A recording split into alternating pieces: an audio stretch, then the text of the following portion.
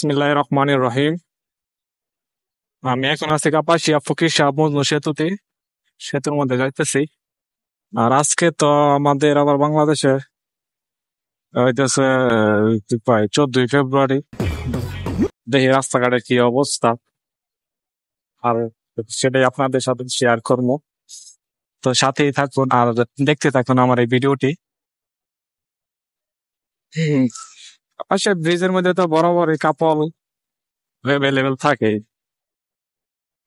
তো আজকে দেখি এখন কি অবস্থা। এখানে এক ভাইয়া ফুল নিয়ে দাঁড়ায় আছে, কার জন্য দাঁড়ায় আছে? এই যে প্রেক্ষাপল। ও, যত ভালোবাসা আছে মানে তাদের সব ভালোবাসা দেখানোর জায়গাটা হইতেছে কাপাসিয়া ব্রিজ।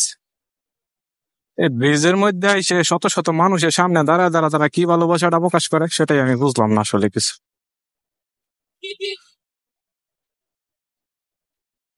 নদীর পাড়ও দেখা যায় অনেক মানুষ। ও, আমি মনে হয় একটু লেট করে লাইছি, মানুষজন মনে হয় চইলা গেছে। কাপড় টাপড় বেশি একটা দেখা যাচ্ছে না, হয়তোবা অনেক লেট করে আসছে তার জন্য আর কি, কি জানি। এই যে এক কাপড়, বা লাল পরি।